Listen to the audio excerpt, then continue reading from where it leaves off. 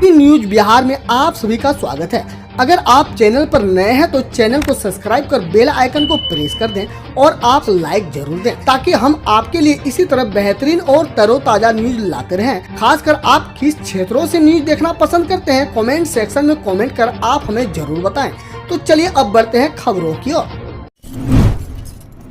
खबर है पटना से। गोपालगंज शराब कांड में 9 दोषियों को फांसी, 4 महिलाओं को आजीवन कारावास। इस घटना में 9 की गई थी जान। बिहार के गोपालगंज के चर्चित रहे खजूरबानी शराब कांड में गोपालगंज जिला अदालत ने शुक्रवार को सजा ऐलान कर दिया है। इस मामले में 13 में से 9 दोषियों को फांसी और 4 दोषियों महिलाओं को आजीवन कारावास की सजा सुनाई गई है।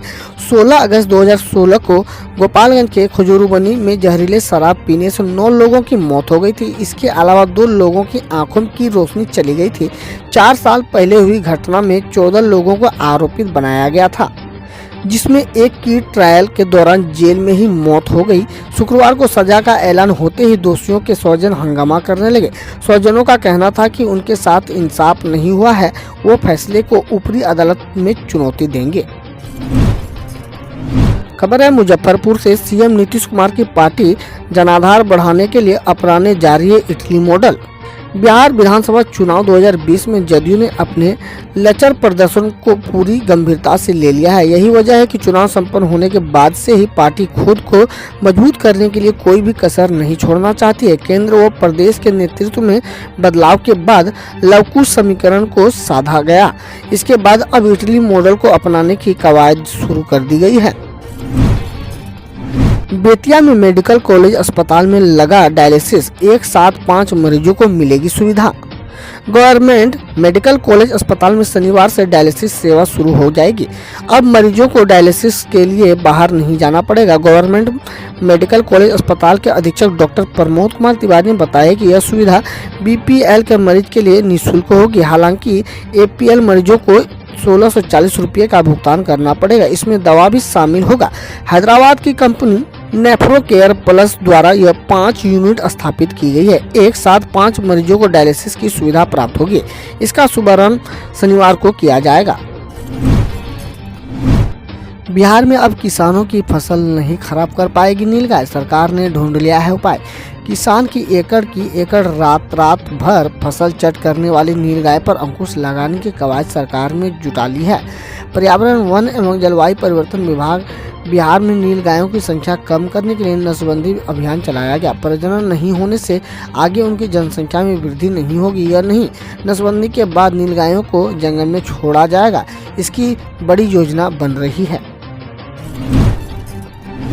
जमीन विवाद को लेकर दिनदहाड़े ठेकेदार को मारी गोली, हत्या करने के बाद हुआ फरार अपराधी। खबर है औरंगाबाद से।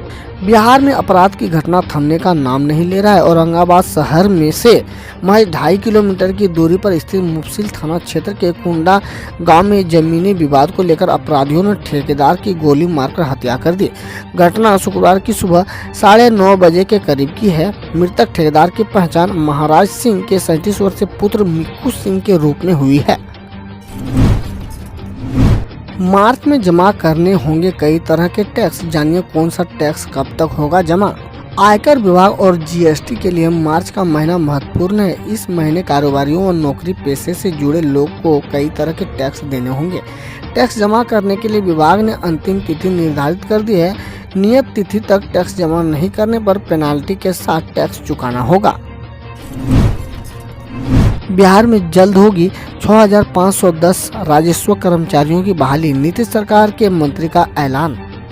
सरकारी नौकरी की तैयारी में जुटे बिहार के युवाओं के लिए अच्छी खबर है। बहुत जल्द राजस्व एवं भूमि सुधार विभाग में 6510 कर्मचारियों की बहाली होगी। इसमें 1760 अमीनों की बहाली की प्रक्रिया जून महीने तक पूरी हो जाएगी। इसके अलावा अगले 6 माह में 4350 कर्मचारियों और 400 राजस्व अधिकारी की बहाली की प्रक्रिया पूरी कर ली जाएगी। खबर देश विदेश और देश की विभिन्न योजनाओं एवं खेलों से। सीबीएसई ने 10वीं और 12वीं की बोर्ड परीक्षाओं की कुछ तारीखों में किया बदलाव। सीबीएसई ने अपनी वेबसाइट पर 10वीं और 12वीं कक्षाओं की बोर्ड परीक्षाओं के लिए संबोधित डेट शीट जारी की है।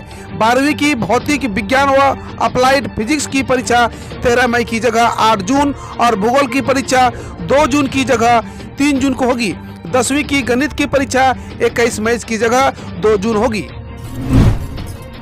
सीएम योगी ने गोरखपुर में किया 130.59 करोड़ की परियोजनाओं का लोकार्पण, हुआ शिलान्यास। उत्तर प्रदेश के मुख्यमंत्री योगी आदित्यनाथ ने शुक्रवार को गोरखपुर में 76.39 करोड़ की 9 परियोजनाओं का लोकार्पण किया और 54.20 करोड़ की 16 परियोजनाओं का शिलान्यास किया। इस दौरान उन्होंने कहा कि राज्य का कोई जिला, लोकसभा व विधानसभा क्षेत्र, ब्लॉक या गांव ऐसा नहीं होगा जहां विकास की कोई परियोजनाएं न आई हो, और गोरखपुर जिला इसका उदाहरण है।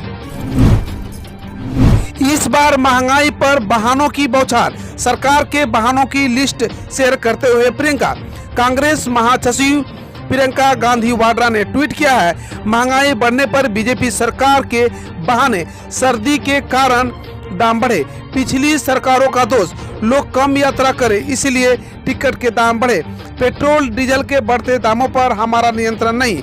प्रियंका ने लिखा, आम जन की परेशानी का क्या दरकिनार, इस बार वाहनों की बौछार। टीएमसी ने बंगाल चुनाव के लिए घोषित किए 291 उम्मीदवार, ममता नंदीग्राम से लड़ेंगी चुनाव।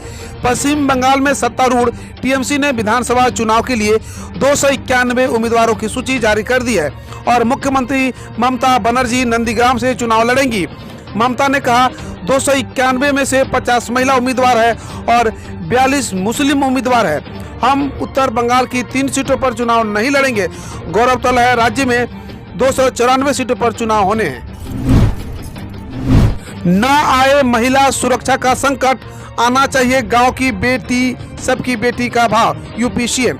उत्तर प्रदेश के मुख्यमंत्री योगी आदित्यनाथ ने शुक्रवार को कहा कि इस बार अंतर्राष्ट्रीय महिला दिवस पर राज्य के हर जिले में महिला सशक्तिकरण से संबंधित कार्यक्रम आयोजित किए जाएं। उन्होंने आगे कहा, कहीं भी किसी बच्ची या महिला को सामने सुरक्षा का संकट नहीं आना चाहिए, भाव आना चाहिए गांव की बेटी सबकी बेटी, गांव की बहन सबकी बहन। एमपी सीएम ने दिए कृषि विभाग की भर्ती परीक्षा में कथित अनियमितता की जांच के आदेश।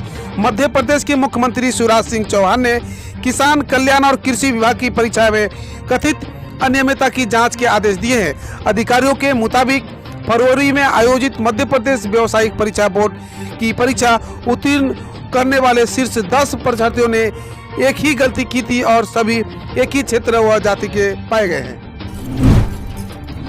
कारोबार के लिए सरकार का लक्ष्य 6000 से अधिक नियम शर्तों को हटाना है, प्रधानमंत्री नरेंद्र मोदी। प्रधानमंत्री नरेंद्र मोदी ने कहा कि केंद्र और राज्य दोनों स्तरों पर कारोबार के लिए सरकार 6000 से अधिक नियम शर्तों को हटाने का लक्ष्य लेकर चल रही है। उन्होंने कहा कि हर चीज में सरकारी दखल समाधान की बजाय और अधिक समस्याएं बढ़ाता है। पीएम मोदी ने आगे कहा, इसलिए स्व विनिमय, स्व सत्यापन, स्व प्रमाणन पर जोर दिया जा रहा है। राजस्थान के सीएम गहलोत ने लगाई कोविड-19 टीके की पहली खुराक, कहा लोग इससे न डरें। राजस्थान के मुख्यमंत्री अशोक गहलोत ने शुक्रवार को जयपुर के एसएमएस अस्पताल में कोविड-19 के टीके पहली खुराक लगाई। उन्होंने कहा कि लोग वैक्सीन को लेकर नहीं डरें, यह सुरक्षित है।